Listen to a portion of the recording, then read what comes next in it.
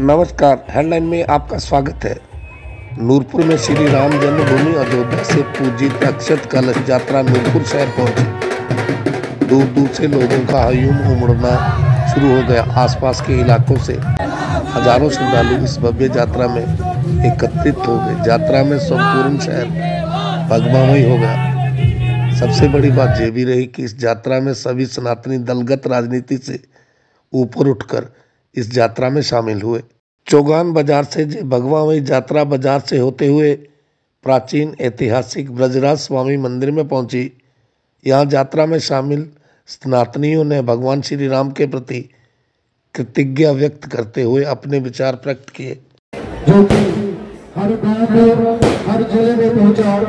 उसके बाद राम सेवा पूजन इस ढंग से जो समाज आदेश था संतों का, उसके अनुसार हर घर में पूजित एक शिला और साथ में अपना समर्पण 100 रुपए के रूप में हिंदू समाज को एक एक जन ने, एक एक परिवार ने उस राम मंदिर के निर्माण के लिए दिया।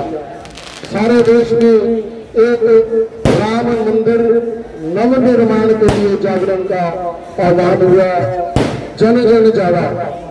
उसके बाद ये आंदोलन भाजपा ने भी अपने पालनपुर अधिवेशन में राम मंदिर के लिए एक प्रण लिया। तो अडवाणी जी ने भी सोमनाथ से लेके अयोध्या तक रथ यात्रा निकाली और उस रथ यात्रा को भी समस्तीपुर में करके वहां के मुख्यमंत्री लालू प्रसाद यादव ने रख दिया। परंतु ये जन जागरण का कार्य चलता रहा। संतों के आह्वान पे 1990 में कार सेवा का आयोजन हुआ। सारे देश के राम भक्त समाज, युवा, वृद्ध, हमारी मातृशक्ति सब जो है अयोध्या जाने के लिए तत्पर हो गए।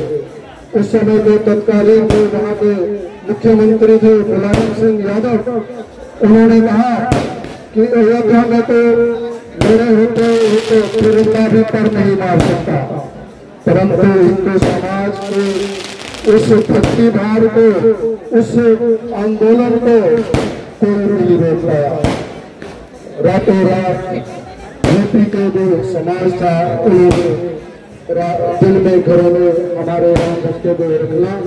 उसके बाद उनको रातों रात खेतों से, मंडियों से होते हुए अयोध्या पहुंचाना। सारे देश के लाखों के हिसाब से वहां पे जो हिंदू राम भक्त पहुंचे और उसके बाद वहां का जो इतिहास बना, क्योंकि जो मुख्यमंत्री कहता है परिंदा नहीं मार सकता, पर वहां लाखों लोग पहुंचे और उस ढांचे पे, उस तथाकथित मस्जिद पे हिंदू समाज ने भगवा ध्वज फहरा दिया और उस सारे आंदोलन के बाद मुलायम सिंह ने पुलिस को आज्ञा दी कि वहां राम भक्तों पे गोली चलाई जाए। हमारे बहुत से राम भक्त उसमें आहत हुए। आपने सारे बंधुओं का नाम सुनाया। वो दोनों जो बंधु थे गुजरात से आए थे, दोनों भाई थे, दो ही भाई थे एक परिवार के, दोनों मारे गए। और बहुत सारे ऐसे हमारे कार्यकर्ता, हमारे हिंदू वहाँ मारे गए। बाद में कई जगह को कंकाल हुए जो कि उन राम भक्तों के थे, परंतु हिंदू समाज ने हार नहीं मानी। पुनः 1992 में फिर कार सेवा का आह्वान हुआ। इस कार सेवा में लाखों लोग पहुंचे और फिर राम भक्तों के आगे वो जो पहुंचा था वो रह नहीं पाया। चंद ही मिनटों में, कुछ ही घंटों में वो सारा जो ढांचा था उसको राम भक्तों ने नष्टाभूत कर दिया, धराशाही कर दिया और हम सब राम मंदिर बनने की ओर प्रशस्त हुए। उसके बाद भी क्योंकि ये सारा मसला न्यायालय में चल रहा था, तो न्यायालय के आदेश पे वहां पे हिंदुओं को पूजा की आज्ञा दी गई, पर मंदिर प्रांगण टेंट के 3 के शब्द नहीं थे। जो निरंतर चलता रहा। उसके बाद 19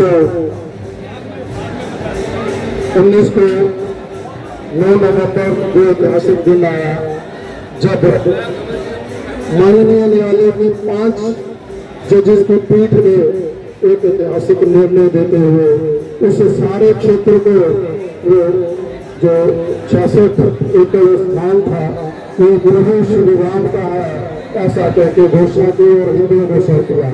और उसके बाद 5 अगस्त का वो ऐतिहासिक दिन जिसमें कि हमारे देश के यशस्वी प्रधानमंत्री माननीय मोदी जी, उसके साथ हमारा संत समाज और राष्ट्रीय स्वयंसेवक संघ के परम पूज्य सरसंघ चालक माननीय बहन भागवत जी, इन सबकी उपस्थिति में शिलान्यास हुआ। और इस 2-3 साल के अंतराल के बाद आज वो भव्य मंदिर बनके तैयार है होने वाला है। और इसी संदर्भ में हम सभी यहाँ पे इकट्ठे हुए हैं और हमारे जीवन काल में ये सब चीजें हो रही हैं, ये हमारे लिए भाग्य की बात है। प्रभु श्री राम के लिए ये संघर्ष उनकी नीति ही थी जिसके कारण ये संघर्ष ये एक हमारी राष्ट्रीय अस्मिता का एक प्रत्यक्ष प्रमाण हमारे सामने बनके उभरा है। ये संघर्ष कई वर्षों से चला, लगभग 500 वर्षों से चला और इसके 72 बार संघर्ष हुए। सबसे पहला मुकदमा जो है हमारे सिख भाई 28 नवंबर 1858 को भाई फकीर सिंह निहंग उनके द्वारा उनके ऊपर मुकदमा चला। उन्होंने उस चबूतरे को आगे बढ़ाया और ऐसे 72 मुकदमे इसमें चले हैं। और ये संघर्ष जो है खूनी संघर्ष भी हमें देखने को मिला है। लेकिन हिंदुओं ने, उस समाज ने कभी भी उस भूमि को, उस राम जन्मभूमि को एक क्षण के लिए भी नहीं भुलाया।